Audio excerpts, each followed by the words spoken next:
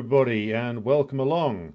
It is the 9th of September 2024, and we come to you today with a live stream focused on various updates regarding the war in Ukraine, or as I have described it for a good couple of years now, the war between Russia and US imperialism, which takes place on the territory formerly known as Ukraine.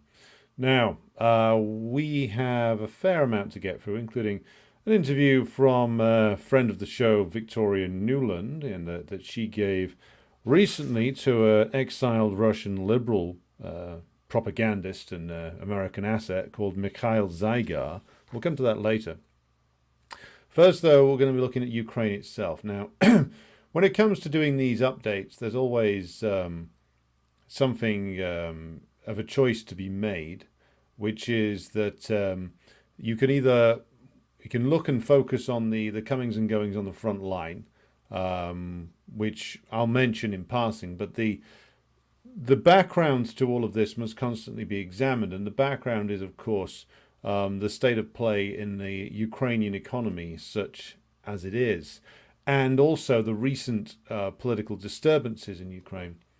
Mainly Zelensky's cabinet reshuffle, though I will argue that the reshuffle was something that seems to have been imposed on him as much as it was his idea.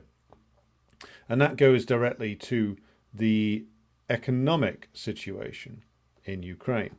Now, let's get first to the economic situation, which of course is incredibly bad. And it was bad before the start of the special military operation. It was bad before the Maidan coup in 2014. It was bad all the way back in 2004. It's been bad and getting worse for the Ukrainian working class ever since 1991, where you see a long-term decline start in Ukrainian industry. We'll come to some of the guilty parties in that decline in just a moment.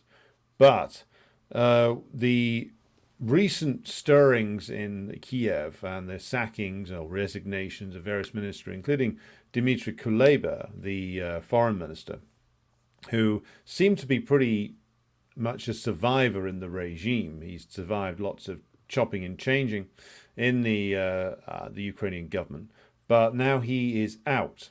And he's been replaced by somebody who looks almost exactly like him, but about a decade older. Kuleba probably should count his blessings because he's getting out and apparently getting an ambassadorship while the going is still plausible.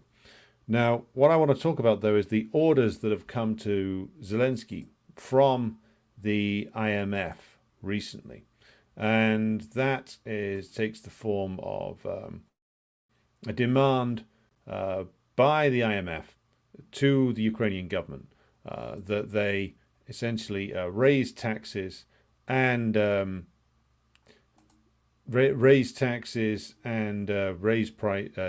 the currency further. So this is, of course, a disastrous demand for the Ukrainian government, already facing an extreme crisis inside the country. A demand that the currency be devalued and taxes be put up is something which is being reported negatively even by Western-sponsored media inside Ukraine itself. So even the Kiev Independent is reporting on this negatively. So let's just look here at some of the reporting that has been done so far, then look at what some of this might mean. So, according to a post that's carried on Yahoo News, but which comes ultimately from the Kiev Independent, the IMF, if you're not familiar with the acronym International Monetary Fund, is about to begin negotiations with Ukraine on revisions to the Extended Fund Facility. Now, that is the 4-year funding program that allows the Ukrainian government to access $15.6 billion in financial aid in what's described as regular installments by the reporting on Yahoo News. So in order to get that money, though, as with every other element in this so-called aid from the IMF and the so-called sponsors, there's a series of strings attached to this. So the reporting done by Bloomberg News coming out of Ukraine shows that the IMF is going to tell them to devalue the hryvnia faster than it's being devalued now, to cut interest rates and also raise taxes in what is described by the IMF as an attempt to fill the country's budget gap. Now, what is actually being done here is that the Ukrainian government is essentially being pushed towards political suicide, because if you're familiar with at all with the domestic situation inside Ukraine, you can see that it is very much not good from the point of view of the Zelensky government. And if you're already in a situation where even Ukrainian government ministers are talking about the fact that the Ukrainian army has a desertion problem. It's had a desertion problem, according to reporting by some of the Ukrainian leak channels, such as Legitimny and Resident. They have been saying that there's been essentially a desertion problem since the midpoint of last year. And as soon as really it became obvious that the Ukrainians couldn't win, and as soon as the big offensive that had been trailed for 7 months turned into a complete and utter disaster, the morale of the Ukrainian armed forces imploded. And so there's been a stream of desertions ever since then. But now it's got so bad that the Ukrainian politicians themselves are having to start to talk about it. You've got resistance movements inside central and eastern Ukraine. I'm not sure about the situation in western Ukraine, but certainly in central and eastern Ukraine and in Odessa, there are people openly taking on physically the press gangs who are attempting to abduct Ukrainian men off the streets and send them to the front line. The press gangs' modes of transportation, mainly their cars, are being burnt. There's all kinds of stories about domestic resistance breaking out to a greater and greater degree. And on top of all that, the IMF thinks it's a good time to demand that the Kiev regime devalue its currency and raise taxes in order that they can receive more from the loan program. And of course, as it was made clear during the so-called debates earlier this year in the US Congress, what's being delivered to Ukraine is not a gift. It is not a handout. It is a loan. It is all taking the form of loans. Now, this means, in terms of the situation of Ukraine, that it is adding and adding to an escalating and gigantic pile of debt. And this pile of debt is now reaching a grand total of $167.8 billion, with, according to a report that was done earlier this year by the National Bank of Ukraine, Ukraine now has a debt to GDP ratio of 91.9%, and that was the beginning of quarter one of this year. Sorry, the end of quarter one of this year, so like March, April time this year. So that's an astonishingly high figure. Now, in terms of how this debt is denominated, 47.7% of this debt is in dollars, so ultimately owed to the USA. 37.8% of it is in euros, so money that's come from the French, the Germans, and the other European powers. 10.2% of it is in SDR, and that's special drawing rights. That's a special fund that was set up by the International Monetary Fund in the late 1960s that enables it to lend extra money to countries in what are described as being particularly urgent situations. So this is a huge amount of debt owed in a variety of denominations. And when you owe that much to your creditors, they own you. And it's the case that the US has owned Ukraine for a while now, but it really is the case that they completely own and control the Ukrainian government when it owes that much money. But not only is it the case that it owes that much money, its entire survival now is pegged to the regular infusions of cash from this $15.6 billion loan program that the IMF supervises. So owing that much and needing this constant infusion of new money to keep the lights on and to pay people off, basically, inside Ukraine, stop complete collapse of the state, the Ukrainian government has no independent existence. It has no sovereignty. When you owe that much and the lenders control every aspect of your government, which they do and have done for years now, then there's no independence for Ukraine. There hasn't been for many, many years. I would argue that the coup of 2014 killed off any last trace of it. And now what's left is a wholly owned subsidiary of the United States and also the Europeans, because the role the Europeans play here, as the amount of the debt that's denominated in euros shows, is very important. I think it's possibly underplayed how much the Europeans have invested in this project. Again, let's just go back to first principles and emphasize why this is. Why is it that the Europeans have lent all this money to Ukraine, almost as much as the United States? The answer is, of course, that they are incredibly invested in the project to carry out regime change in Russia and ultimately either put in place a new Yeltsin who will help them loot and asset strip the country or collapse the country entirely. This is a project which the French and the German imperialists are now almost as much invested in to this. They have almost as much invested into it as the US and the British. So this is a European project as much as it is an American imperialist project. The American imperialists remain the masters, but the Europeans are very much on board with it, thinking that given their own state of crises, that breaking up Russia and being able to asset strip it would help alleviate that.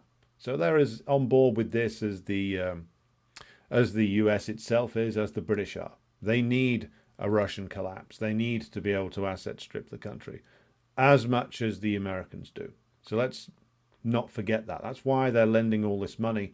That's why they went along with all the American and British ideas about prolonging the war.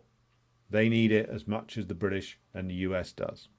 So moving on then to talk in more detail about Ukraine's debt. So the Ukrainian debt is not just in terms of its public debt that is owed by the government to these various external lenders.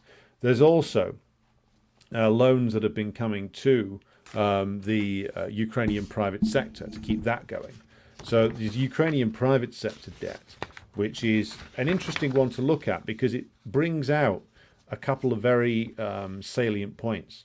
So I'm going to read to you now from the recent report that was put out by the National Bank of Ukraine. Interestingly enough, to get onto the National Bank of Ukraine's website, I had to use a VPN that actually put me in that pretended I was in Ukraine. I couldn't get onto it from a British site when I was not using a VPN. So they're blocking access to this to certain people. Interesting that they're choosing to do that because the report actually tells a very damning story. So in terms of private sector debt in Ukraine, I'll read here directly from this. I posted a PDF of the report on the Telegram channel. So if you go on there, you can find this. So, quote reads as follows. According to the geographical structure of the private sector's liabilities on non-guaranteed loans, including intercompany lending, Cyprus remained the main country creditor, its share lowered by 0.4 percentage points and amounted to 47.8% of the total liabilities in Q1 2024. So just to pause there, that means that the private sector's debts, essentially, in Ukrainian private sector debt, is nearly half of it is owned by entities or individuals registered in Cyprus. More on why that is in just a moment. The share of Great Britain has also decreased in Q1 and totaled 10.7%. So that's still significant. The British have 10.7% of Ukrainian private sector debt owned by them. It probably is more than that when we come on to discuss how the role that Cyprus plays in all of this is structured. We'll see that the British probably exercise more control for having that 10.7% than it might first become obvious. Quote continues as follows. Meanwhile, the shares of the Netherlands increased by 0.1 percentage points to 8.3%, and the share of the USA increased by 0.3 percentage points up to 3.4. The share of the Germans remains unchanged at 3.1. The share of Cyprus in total arrears of the real sector decreased from 54.5 to 53.2, while the share of the British has increased from 8.5% to 9.6%. So the British, it's around about, for private sector debt, it's around about this 10 to 10.5% figure, with the Cyprus over half, between slightly less than half or over half, depending upon which particular sector you're looking at. But the total arrears of the real economy is the commodity producing economy, the bits of the Ukrainian economy that isn't just fraud or money laundering, the bits that actually produce something. Over half its debt is owed to entities or individuals in Cyprus, and nearly 10% of it owned by entities or individuals within Britain. Now, I read that out because it's important to start understanding the role that Cyprus has played, or I should be more accurate here, the role that Greek Cyprus, the Republic of Cyprus, has played in the post-Soviet period. Cyprus and its banking system has been a haven, a refuge for money laundered out of former Soviet countries, mainly, it would seem, Russia, Ukraine, and the Baltic states, so that's the western part of the former USSR, ever since 1991.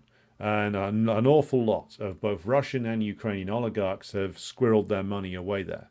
Now, there was a report done which Gennady Zyuganov of the Communist Party of the Russian Federation commented on a while ago, that said that the biggest export of Russian capital wasn't to Ukraine or any former Soviet states all the way up to 2022. The biggest destination of it was actually Cyprus, because that's where a lot of the Russian oligarchy hid their ill-gotten gains. Same is true of Ukraine.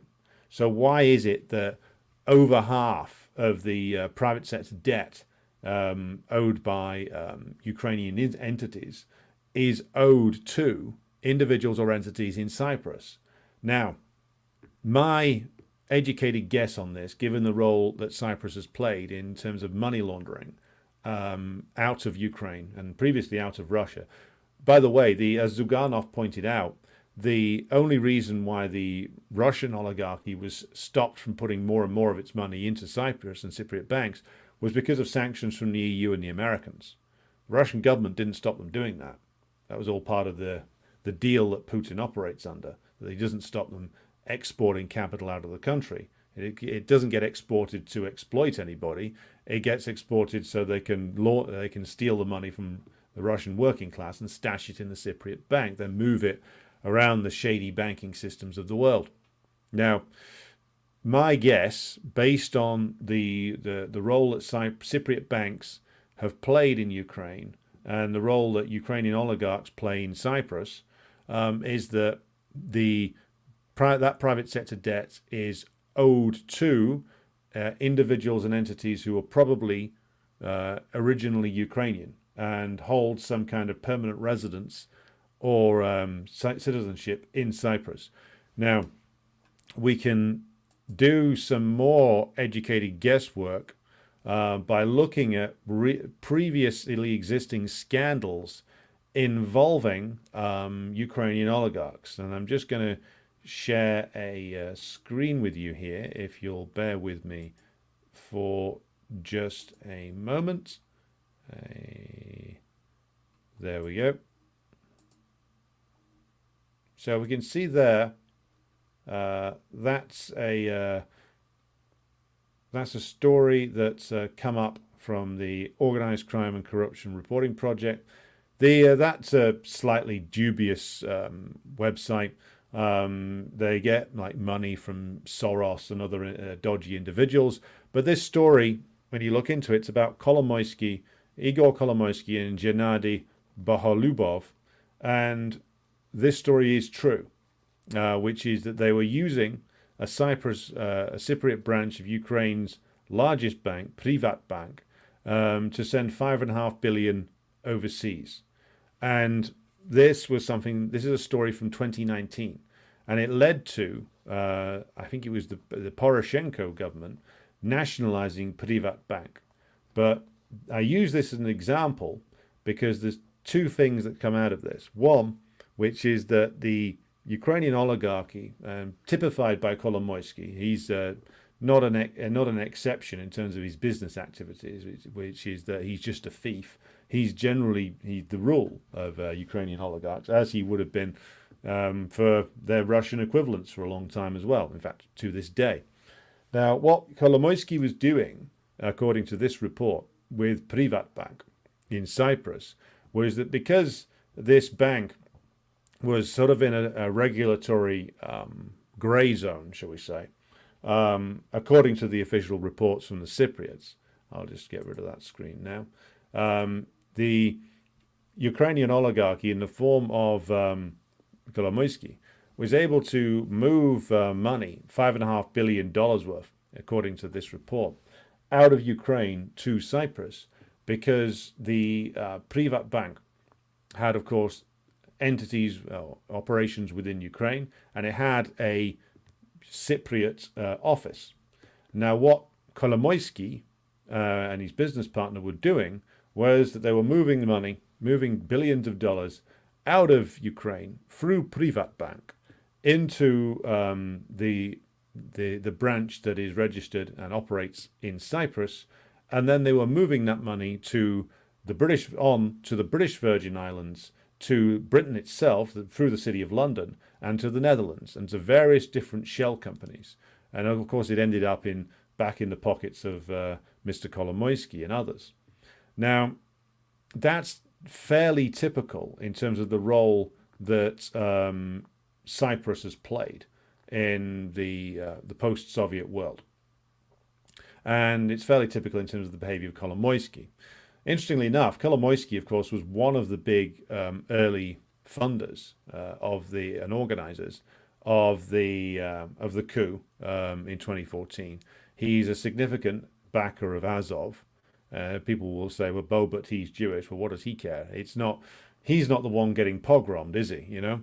But Kolomoisky, and this is observed in that report I just highlighted from the OCCRP.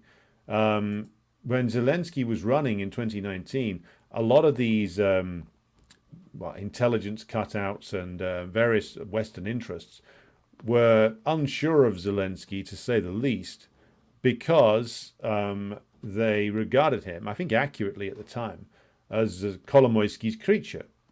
And they were unsure of him because they didn't want anybody else having any influence over what went on in Ukraine.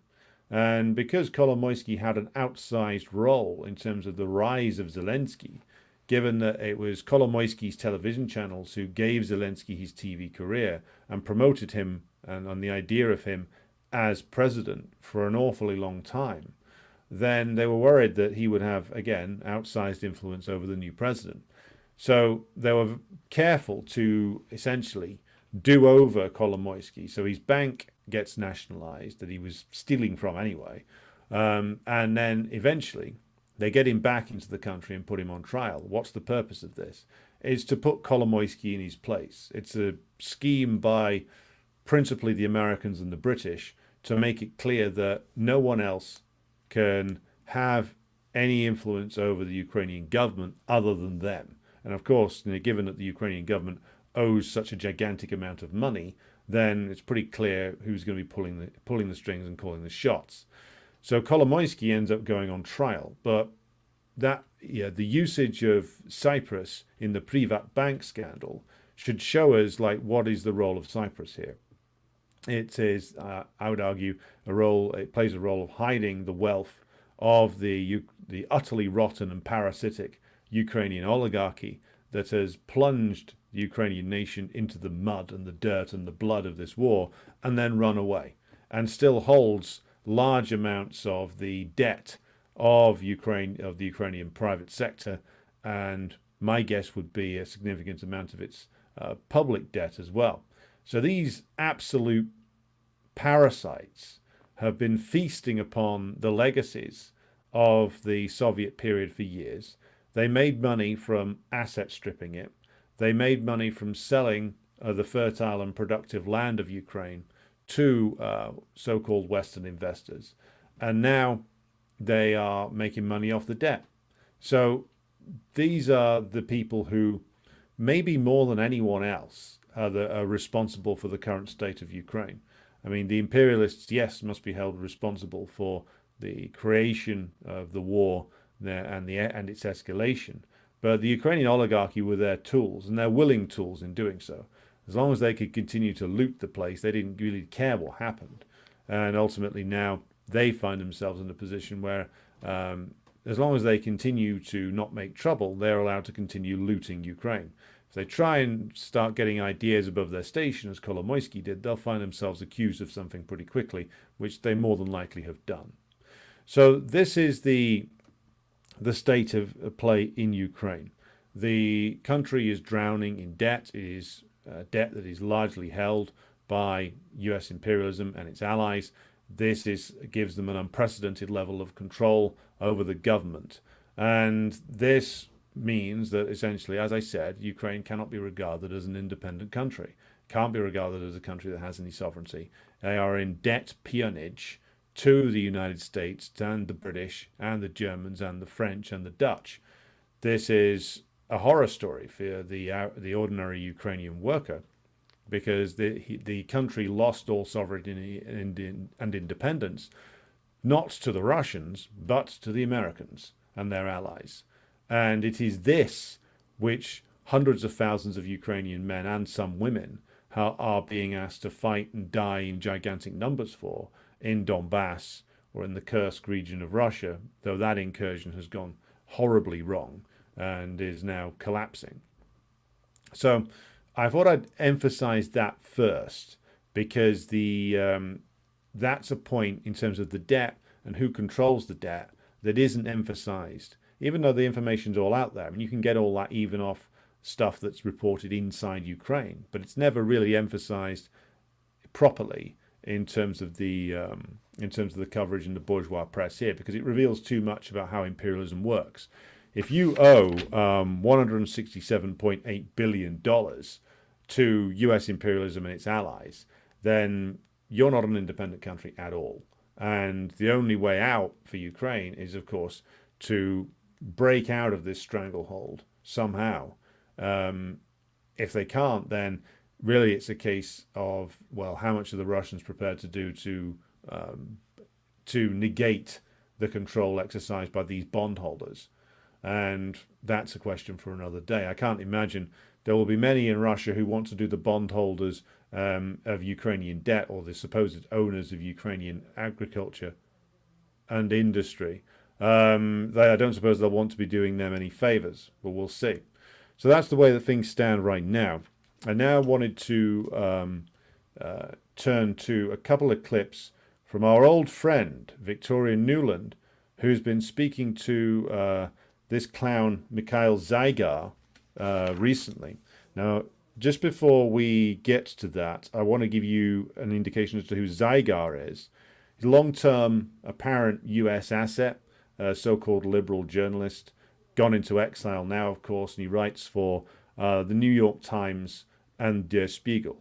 Now, of course, we should always remind ourselves that these gigs, the New York Times and Der Spiegel, they don't give those to just anybody. If you've got a regular gig there, it means that you're a trusted man or woman, that you are seen as providing a service for imperialism, American imperialism, German imperialism, etc. And this is what you have to bear in mind when you see anybody who's got like a regular column in these papers: New York Times, Washington Post, Chicago Tribune, I think, is the big Chicago one. Chicago Sun-Times, if that still exists, but certainly London, Times of London, Daily Telegraph, Financial Times, Guardian, Der Spiegel, Le Monde, places like that. If you've been given a gig there, then it is clearly the case that you are seen as a trusted person, that you're valuable in terms of being an asset to US imperialism or any of the other imperialist states. So that's who Zygar is, trusted man of the imperialists. So let's go to the interview he did recently with Newland, and there will be some. It's nothing new particularly, but does provide some very useful context for us. So here's clip one. Story first told by former Israeli Prime Minister Naftali Bennett that both sides were really close to the end, to the successful end of the negotiations, and then Prime Minister Boris Johnson interfered and stopped prevented Ukrainians from signing the deal. And then Ukrainian Representative Arahami kind of confirmed it, that yes, he said in an interview that there was some kind of advice from Boris Johnson to stop negotiating and to win this war militarily. Where is the myth? Where is the truth? Well, look, I mean, only the negotiators know for sure because they were the ones in the room. But remember where we were. I think it was late March, early April, right, of 22. So Putin's dream that Kyiv would fall in 5 days, that he'd have control, was clearly not going to happen, and the Russian military was heavily bogged down and doing really stupid things like, 40 miles of open convoy and all of that kind of stuff. And they were... Just to interject there for a second, of course that's a lie. The aim was never to take Kiev. The aim was to get the negotiations. Now, Newland isn't stupid, she knows that, but she's a professional liar, and you can tell by the smirk that she's lying. So we'll continue. Were starting to get pushed out of the north, etc., and it wasn't clear, how much he could hold. So Russia had an interest at that time in at least seeing what it could get. Ukraine obviously had an interest if they could stop the war and get Russia out. So this was something that was worked up. The Turks offered a venue. We were not in the room. We were actually not very much aware of what any kind of deal was. We just sort of said, look, we're here to support. If you want us to know more, know less, we're here. And we never were completely sure how empowered either negotiating team was, whether Putin really was ready to sign on to what his team had agreed to, and whether Zelensky was either. But relatively late in the game, the Ukrainians began asking for advice on where this thing was going. And it became clear to us, clear to the Brits, clear to others, that Putin's main condition was buried in an annex to this document that they were working on. Mm-hmm. And it included limits on the precise kinds of weapon systems that Ukraine could have after the deal, such that Ukraine would basically be neutered as a military force. And there were no similar constraints on Russia. Russia wasn't required to pull back. Russia wasn't required to have a buffer zone from the Ukrainian border, wasn't required to have the same constraints on its military facing Ukraine. And so people inside Ukraine and people outside Ukraine started asking questions about whether this was a good deal, and it was at that point that it fell apart. But I think that plenty of people, and perhaps Zelensky himself, were very suspicious that they were about to fall into a trap. And if Putin could have gotten that, completely neutered, demilitarized Ukraine for nothing, why wouldn't he? There's several lies in there. Of course there is, but the biggest of them is that they claimed they were unaware of the context of the negotiations taking place in March and April of 2022. That is, of course, a complete and utter lie.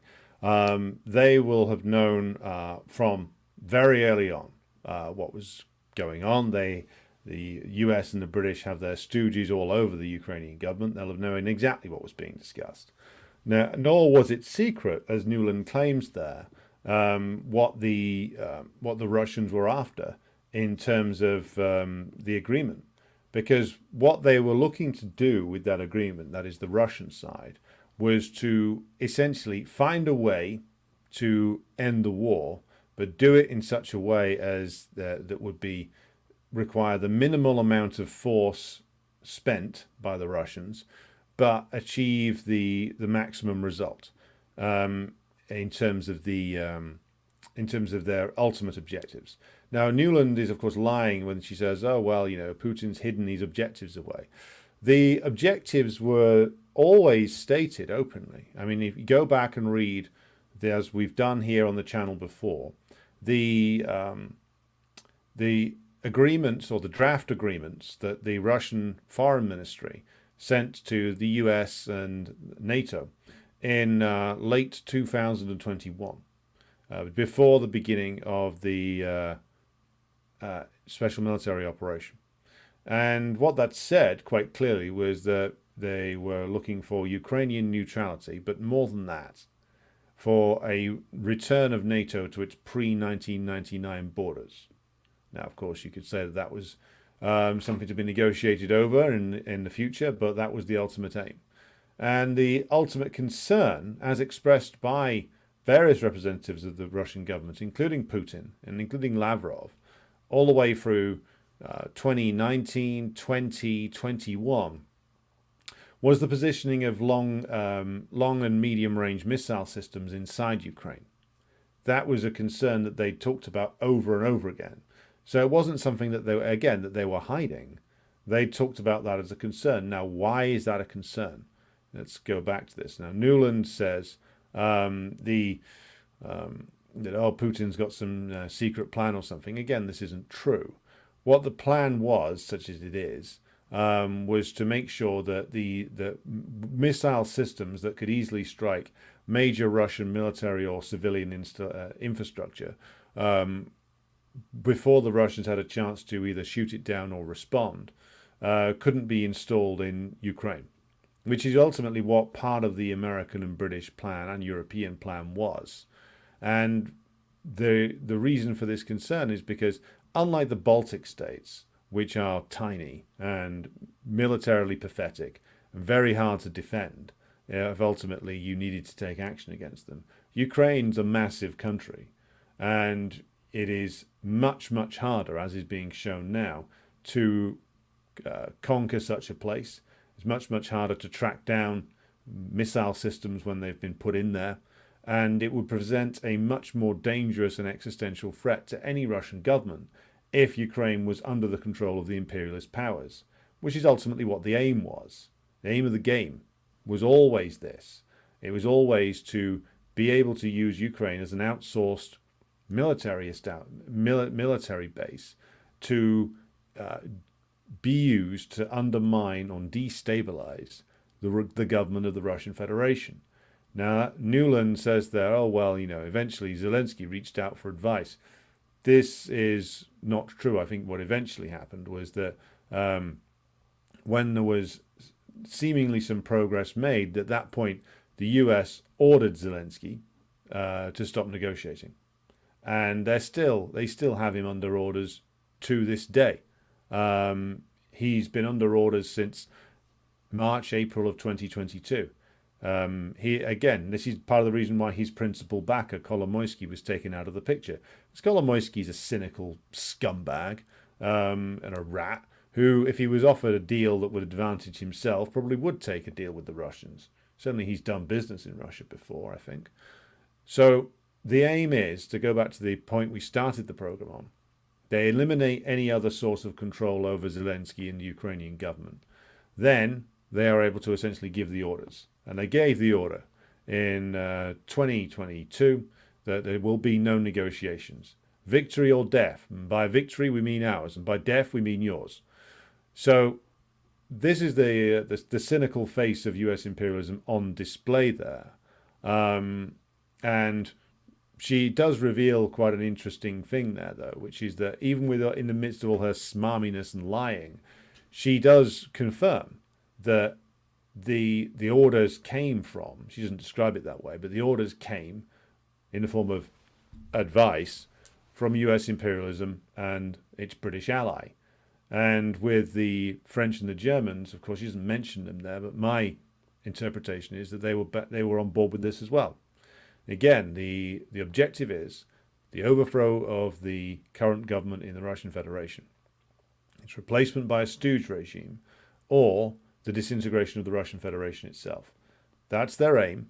That's what they've been working towards for many, many years. I would argue, and have argued extensively, since the early 1990s. Behind all the bullshit and the backslapping with, Boris and Bill back in the 90s, Yeltsin and Clinton, there was this relentless plan put together and executed by the people who really control the US imperialist, British imperialist systems. And this was a shared objective in terms of destroying the Russian Federation completely and finishing the job as they would imagine it, that was left undone by the Yeltsin era. So why on earth would they agree when they thought they'd got what they wanted, or some of what they wanted, to end the war, given that this was what they were looking for in terms of the potential for destabilizing the Russian Federation via the inflicting of a military defeat and also economic chaos unleashed by what they thought was a guaranteed winner with regard to the sanctions regime.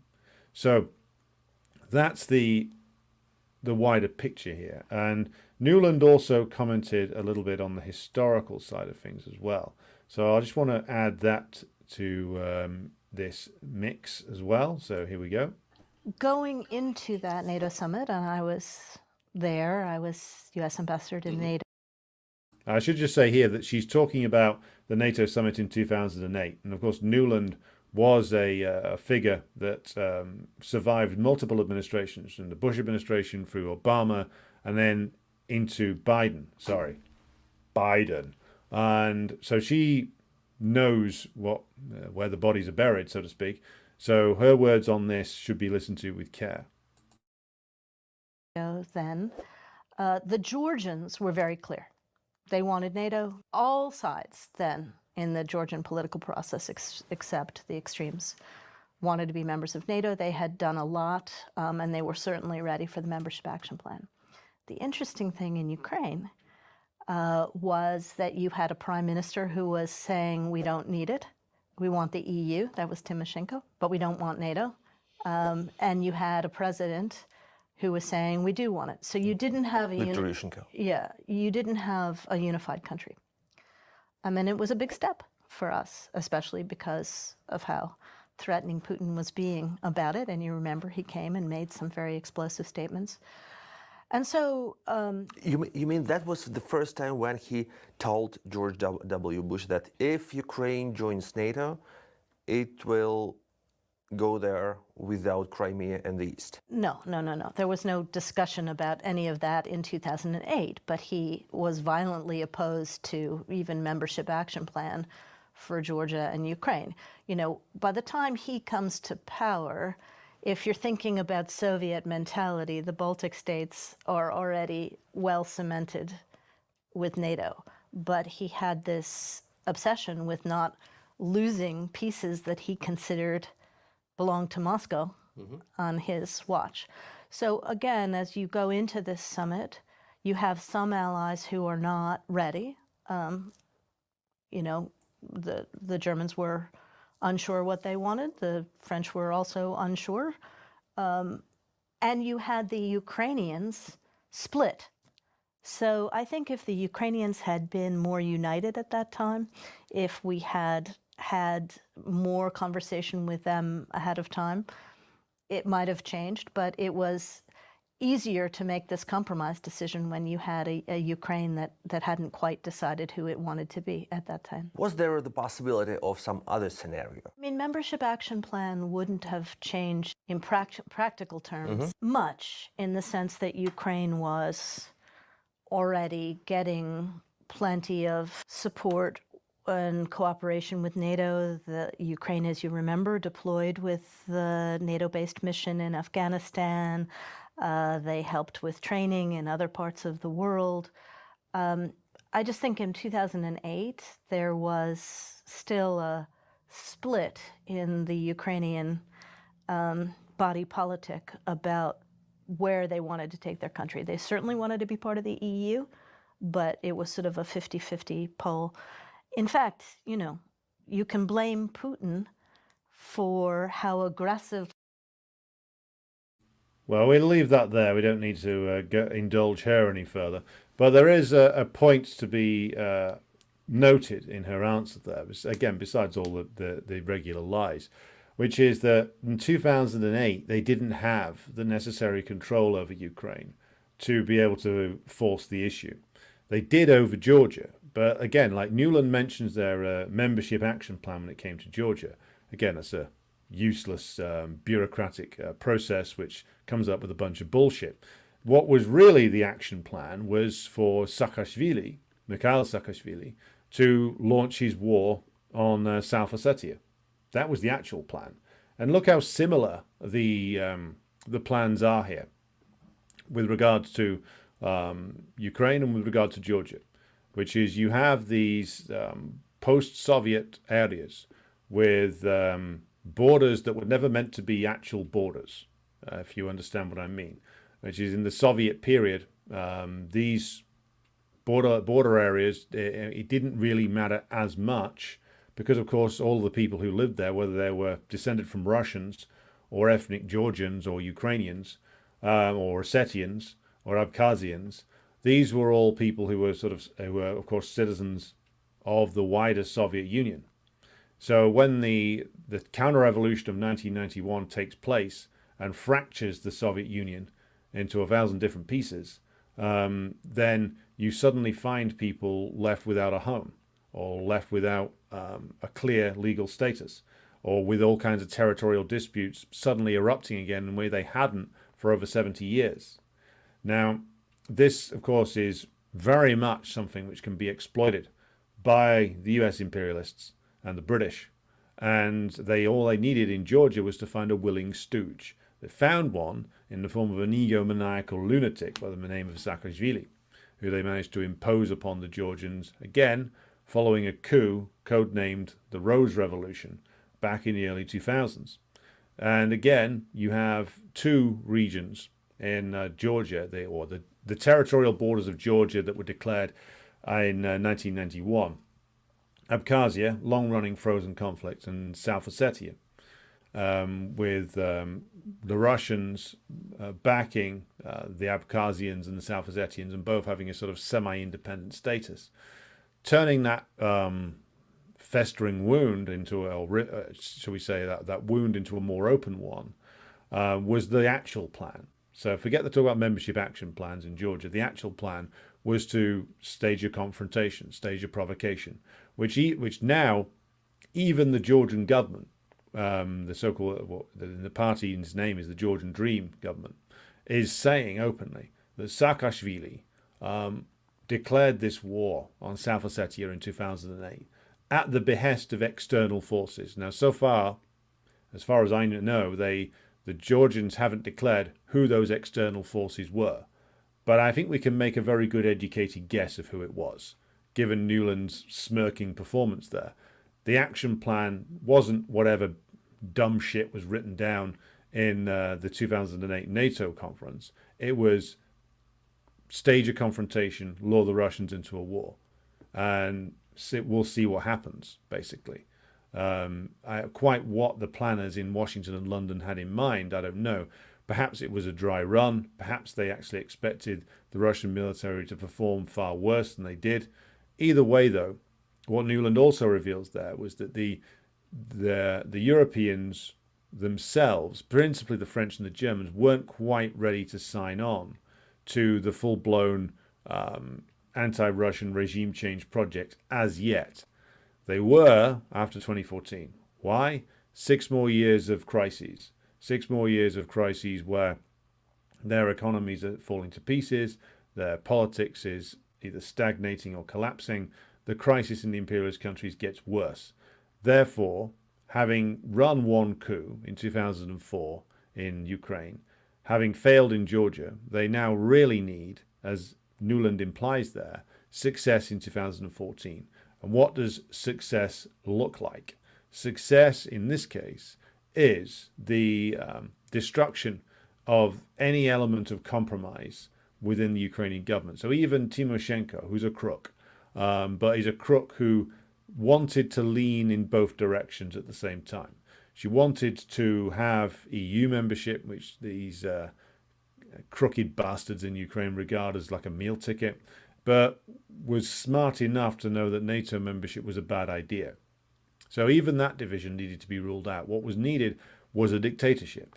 What was needed was a dictatorship under the control of, well, the only organized muscle in Ukraine who could make that happen is, of course, the Ukrainian fascist forces, backed up by the US and the British. And so it is them who, rather than just being the muscle in 2014, they are brought directly in to the armed services, the intelligence services, the police force of Ukraine, to make sure that this sticks now. That, as Nuland says, that there was unity. And they got it. They got it by purging anybody who didn't agree with them, by threatening the Ukrainian parliament with execution if they didn't vote the way that the coup plotters wanted to. And they got it. They got their coup, and they got their puppet state in place with the fascists as the strong-arm merchants. So it's a very revealing interview that Nuland has given there. Probably not. Probably she didn't regard it as such, but because she's so arrogant and conceited, she gives away more than she intends. But ultimately, this comes back to the question of the US attaining, the US and the British attaining total control over Ukraine, which they now have, and the Ukrainian government being essentially a complete stooge regime for them.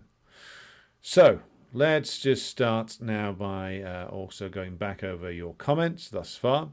So we have with us today Grassy Knoll from Seattle, Washington. We send comradely greetings back to Svetlana in Moscow.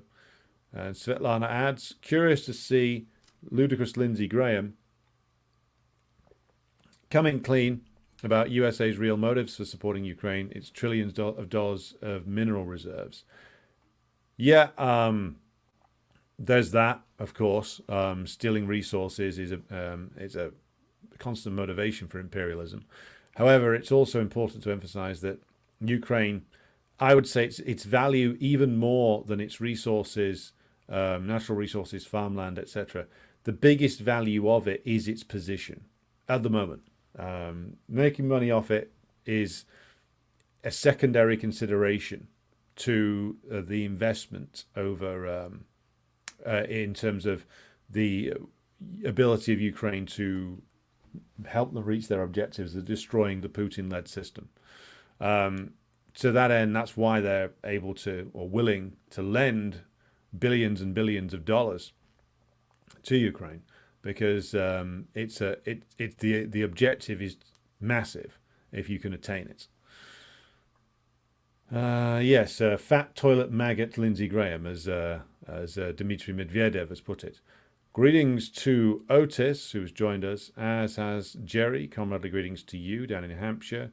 And we have Tom Jode with us. And we have Arnold and T.G. Wilson. Greetings to you.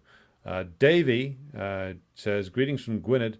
Great to finally meet Alex and Jody at Wigan Diggers on Saturday. Yes, good to meet you too, comrade. For those of you who are unaware, I was at the Wigan Diggers Festival with my party comrades, CPGBML comrades, on Saturday of last week. I met Comrade Davey and various others who are viewers of the program. Always good to meet you in person. So, yes, that was an excellent event.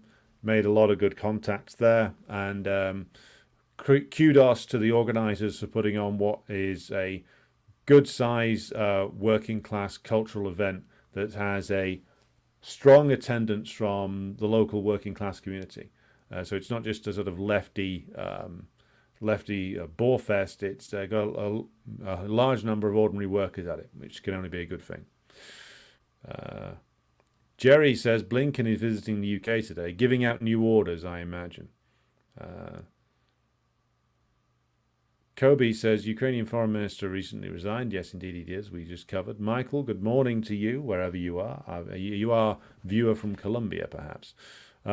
We have also joining us Tom Jode, who says IMF simply means hand over the country to corporate power and we'll give you a pernicious loan. IMF means debt servitude, which is what the IMF is after, perpetual servitude.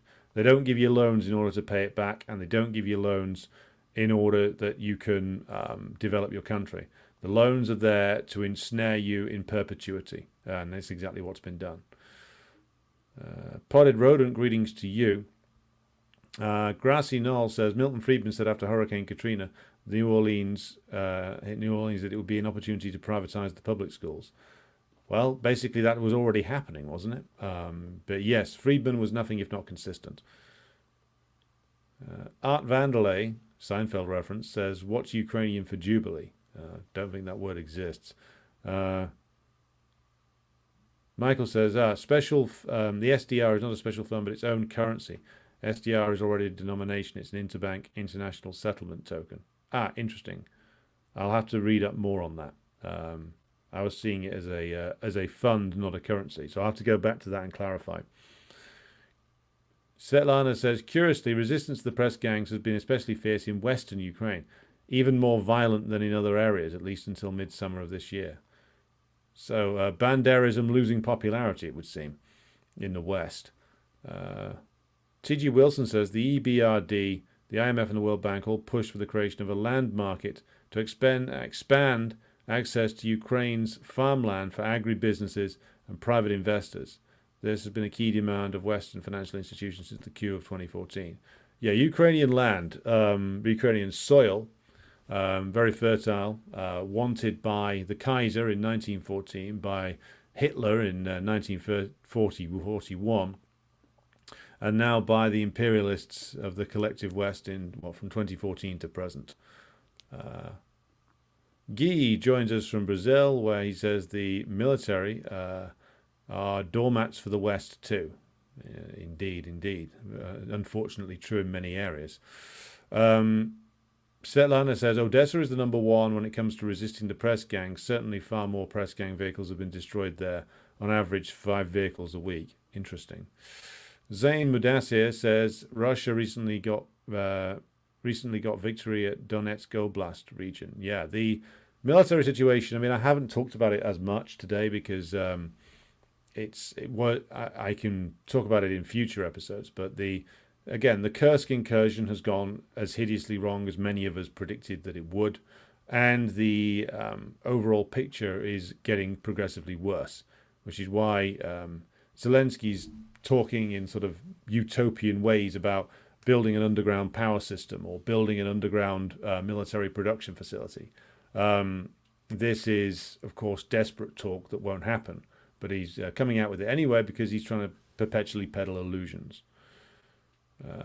T.G. Wilson says, in 2020, Zelensky passed a land law against 70% of the population that opened up Ukrainian land to foreign equity firms. Yeah. Ukraine's being sold off by the pound since 1991. And, of course, the population doesn't want it, but the population doesn't get a choice when you're run by a sort of Pinochet-type regime with fascists as its strong-arm merchants. T.G. Wilson says, neoliberal pension reforms introduced in 2017 impoverished the population. Around 80% of single pensioners in Ukraine live below the official poverty line. Yeah. I mean, it's absolute immiseration of the population, which is something which is always done by stooge regimes and fascist regimes, again, backed up by extreme violence from the state and the fascist mobs, or both. In the Ukrainian case, the fascist mobs have been incorporated into the state. Jerry says, listen to a conversation between Alex Krainer, I think, Tom Longo a while ago. It was said of British investments in Ukraine that Britain circling closer to the drain than European countries. Well, the British are always looking for an excuse to rip somebody off. If the investments go wrong, it could lead to potentially bad results inside Britain itself, depending upon how much has been poured into Ukraine. And the effect of seeing the British lose a war they've invested so heavily in will, of course, be very important as well. Okay. Grassy Knoll says, Whitney Webb says the Black Rock is going to financialize the planet. Well, they've certainly already succeeded in financializing the US, but then again, BlackRock itself is a monopoly company that's emerged out of US imperialism. I mean, it's a company that is a key factor in how US imperialism organizes itself. It's got global interests, but ultimately it's a US company, and its fate is tied to US imperialism. So when the US imperialism goes down, BlackRock will go down with it. Mr. Chopin says, do you think that the Russians will allow the capitalist jackals like BlackRock and the IMF to carve up Ukraine? It's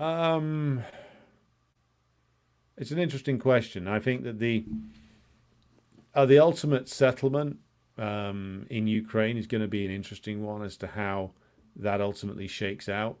The Russians are always willing to give too many concessions, I would say. If they could get sanctions relief, which is the biggest demand apparently of the Russian capitalist class, is like sanctions relief on them principally.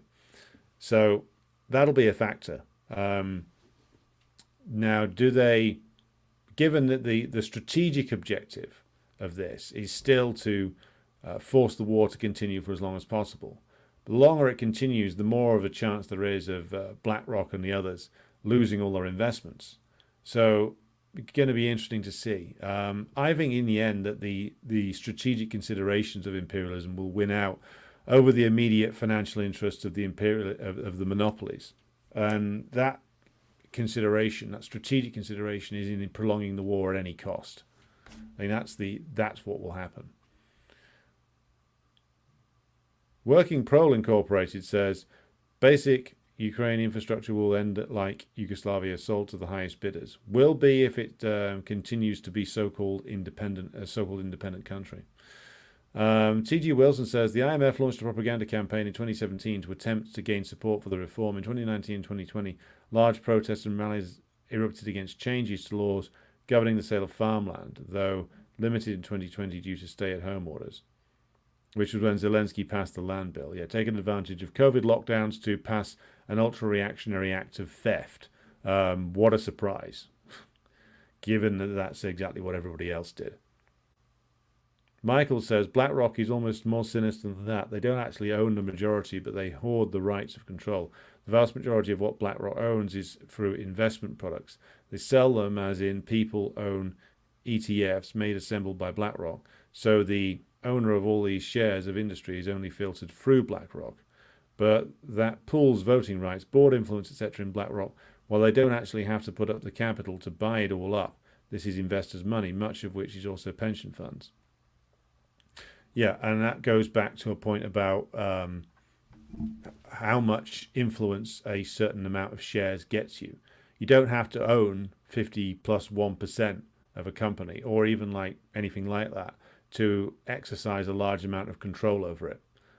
You can own like 10% or less. I think with BlackRock sometimes it's as low as like 6 or 7% in some entities, but they exercise an influence which goes far beyond the simple number of shares that they own, as Michael's comment makes clear.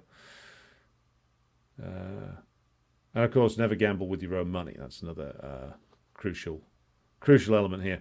T.G. Wilson says, in 2015, NCH Capital CEO George Rohr was part of high-level meetings involving the Ukrainian president and U.S. Secretary of Commerce that led Ukraine to agree to an IMF reform plan as a condition to $2 billion loan guarantees from the U.S., which, of course, Joe Biden was involved in, and insisting in a story he told in 2018 when he still had some of his marbles, that he was holding up that loan in order that he could exercise influence over the Ukrainian government and get the prosecutor going after his son's business affairs sacked.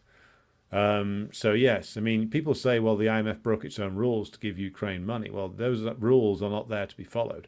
The IMF is a tool of US imperialism, and then therefore, when it's required to make loans to serve imperialism, it will do. When it's required to look the other way on debts, it will do. When it's required to ruthlessly collect upon those debts, it will do. This is what being a tool of imperialism means.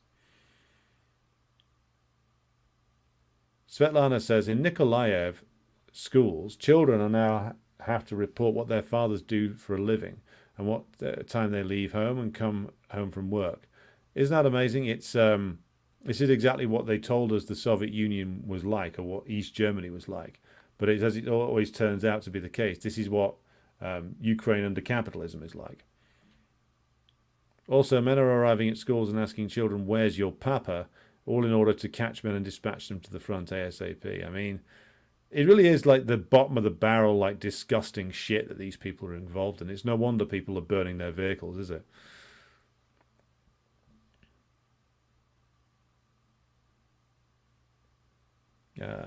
Grassy Knoll says, after the 2008 financial meltdown in the US, investment banks were able to get money from the Federal Reserve Bank at 0% interest and purchase many foreclosed single-family homes. They did indeed. It was turned into a fire sale of assets formerly owned by families and then bought up by monopolies. Loam Bart says, Cyprus' proximity to Israel is not only geographical. That's very true. It's not for nothing that Kolomoisky is a citizen of Ukraine, of Israel, and allegedly of Cyprus as well. It's a key nexus in the imperialist system, Cyprus. Tony says, I know it's a different topic, but it looks like the USA have okayed a war on Israel's northern border. I've been seeing that for weeks now. Netanyahu keeps threatening it. Can't see how that's going to work for them. I can't see how it would work even if the US got directly involved itself. I think what we've got is a situation where Netanyahu is like marching his men up and down a hill, trying to look threatening. They may ultimately go for it, but it would be a completely suicidal war if they did, given that by the admission of former Israeli officers and leaks coming from the Israeli military, they know they can't win in Gaza. That's been militarily a dud, a disaster. So how are they going to win in the north? Given that their army is damaged and demoralized, large elements of it are exhausted. Even if the US resupplies them, which they are all the time, then how are they going to win this war in the north? How are they going to do it? The only tactic they know how to use against Hezbollah is to try and bomb Lebanon, to try and trigger an internal rebellion against Hezbollah, which I don't think is going to happen. So what is the plan? I'd be interested to see what it is, because if it's anything like the previous plans, it'll be bomb Beirut, bomb civilian areas, and hope that something happens, because that seems to be the only thing they have available to them. They try and do a direct invasion of southern Lebanon. I'm convinced that they'll get chewed up and spat out. And they know that as well. The US officers know that. The Israelis know that. But are they desperate enough to roll the dice anyway? This is the question. John Jeffers says, it is Ukraine's tragedy never to have had a Charles de Gaulle type figure as a national hero. Well, I would say it's Ukraine's tragedy in the modern era that the Soviet Union ever broke up. And if we go to the period immediately after that, then it's what they needed was a Lukashenko figure, in truth. The only way that independent Ukraine could have possibly have survived, and again, we will do more on Lukashenko in the future, is if a Lukashenko type figure, a man who is very much a product of the Soviet system, had come to power and had essentially slapped the oligarchs around and then put them under the control of the state and instituted a proper Bonapartist system, as Lukashenko has instituted a system of progressive Bonapartism, as to a lesser extent Putin ended up doing in Russia. And that is the only way that independent Ukraine would have been a viable entity. Now, it would have faced an enormous assault from the imperialist powers had a Lukashenko-type figure emerged in Ukraine. Perhaps it was never possible, given the priority that the US and the British put on controlling it. But yes, I would say a Lukashenko figure would be the thing that they should have aspired to there. Scrolling through the comments, sorry if I missed yours.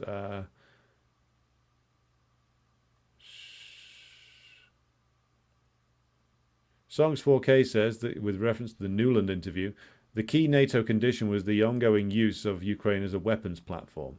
The annex would have prevented that. Yes, and that negotiating point was crucial, and the US and the British knew it. They know very well that the usage of Ukraine is strategic to basically store weapons in that could threaten the Russian Federation, and also to be a outsourced military force for NATO, who've cut their own armies down to very small numbers. So it's there to provide a weapons annex, as Songs 4K puts it in their comment there, but also to provide cannon fodder for U.S. imperialism. And if they're not allowed, if the treaty ruled out doing that, then there's, as far as the US and the British are concerned, that treaty needs to be stopped. Zelensky, to answer Neander Wallace's point, Zelensky is like a regional sales rep for US imperialism, nothing more than that. T.G. Wilson points out that Gonzalo Lira was allowed to die by the US ruling class and that the Western media ignored his death. Of course they did. Of course they did. They're never going to pay attention to somebody who raised criticisms of them. Svetlana says, Timoshenko is a total crook. The father of a friend of mine asked her if he could have a shot at becoming mayor of Odessa. Her reply, sure, $1 million and the post is yours. That's the Ukrainian ruling class summed up in one sentence. Newland did say in separate US testimony that there are 14 biolabs in Ukraine. At least. There's more in places like Armenia. Kazakhstan too. So what is it that they are doing there is the question. What is it that's going on there? No good research, certainly no research that's good for the people of those countries, for certain. Right, okay, so bringing it to a close for today. Thanks to all 266 of you who are watching, 90 on X and 176 on YouTube. I don't have the Rumble numbers, but we are live on Rumble as well. So we will be back tomorrow with another live stream. I've set up the live streams for the week, so you can see them in the on YouTube now. They should all be there in the live streams pending section. We're doing shows this week on Stalin's work on the opposition and on the 23rd anniversary of a certain event that happened in September of 2001. So tune in for that. Tune in for the Stalin episode and our update on West Asia coming up as well. And tomorrow we'll be doing a special on the report into the Grenfell Tower blaze of 2017 and what lessons we can draw from that. Thank you to everybody who's tuned in today. Thanks to everybody who supports the show on Patreon and Buy Me a Coffee. I will be back again with you tomorrow. But until then, good night and solidarity.